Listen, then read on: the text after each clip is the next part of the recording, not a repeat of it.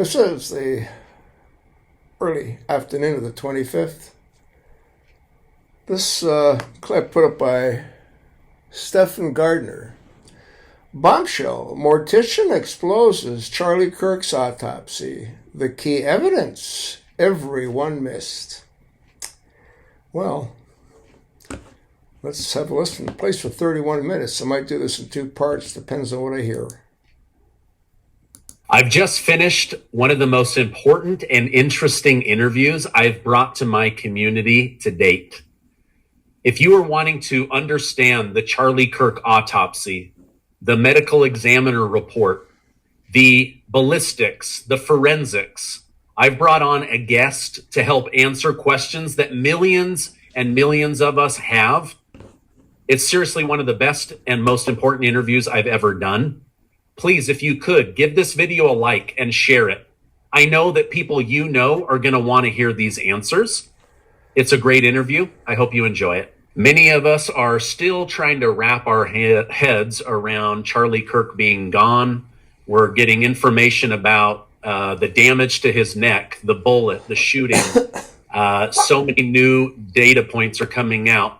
To help me go through what it was like to do the autopsy, what might have happened with his body. Was he gone immediately? I have Lauren, the mortician. Lauren, thank you so much for joining me. Thank you so much for having me. So I appreciate you coming on. Lauren has her own YouTube channel where she goes through information about autopsies and coroner reports and things that she's seen. I'll put a link so that people can find that very easily. I wanted to have you on because obviously I'm not a mortician, and there was all this information going around on social media. There was no autopsy.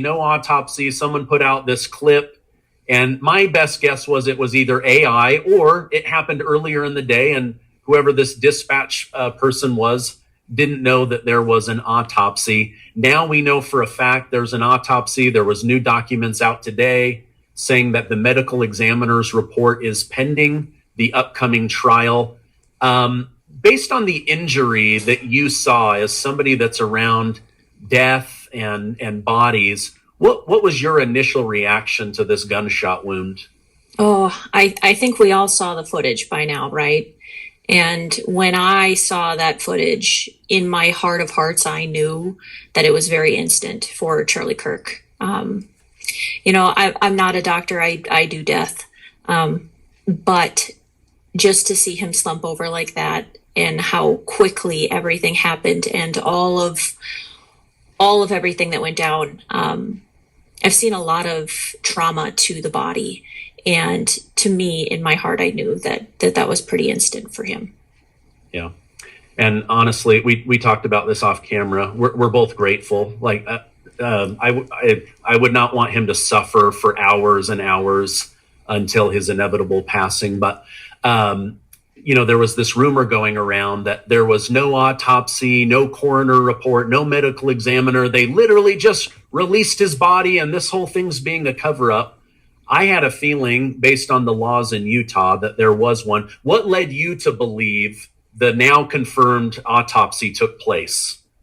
So for many years, I have done the job that the medical examiner, the transporter, I have been there for that job. And in the United States, any suspected homicide legally requires a coroner or a medical examiner autopsy.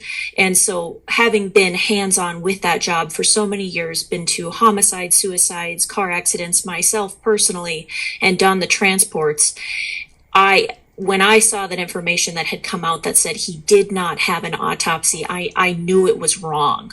And actually, it's kind of what made me pay a lot more attention to this, because when word spreads like that, it needs clarification, especially to the public where they don't do death every day. And this was so public. Everyone saw what happened to him and Charlie Kirk's assassination. And I just immediately hopped on and thought, this needs clarification. And if there was no autopsy, this needs to be talked about, because that would not have been right. Okay, yeah. For you, you would have been like, "Whoa!" Like the law was broken, right? Yeah, I would have been like, okay, where's my tinfoil hat? I'm putting it on immediately because this is not right, and I'm going to scream it from the mountaintop. But thankfully, I did have somebody from the medical examiner's office reach out to me. They wanted to stay anonymous. I did verify first, last name, was able to pull up articles to confirm that this person is who they say they are. And they thanked me for my video and said that he did 100% have an autopsy. So that made me feel a little bit better because I thought I was going crazy over here thinking, this isn't right. This is if this audio is correct, which I don't think it is, because this would not be proper protocol. We need to talk about this. And so I was very, very grateful that they reached out and that they said something. But then at the same time, I really encouraged them to call the office and make a public statement. Say something. You know, this audio is going around. You know, people are wondering what is going on. And I just really wish that they would have acted a little bit sooner on it. I mean, the governor of Utah, the medical examiner's office, I mean, they do this a lot. And if there's some sort of rumor going around, it could have been cleared up right away, but they chose not to. And I don't understand why. Yeah. Now there's like a million rumors. Yeah, now there's more. Now there's more because now the public's general trust isn't, it's wavering. It's like, why aren't we being given this information? We all watched Charlie Kirk die in such a horrible and traumatic and public way. Not that the public is owed anything, but at the same time, we kind of are because we are all emotionally invested and this never should have happened. I stopped at the 6 minute and 11-second mark. Most of you are just going to watch the link anyway. Have a look at it. Let me know what you think. Pass it along, and thanks for listening.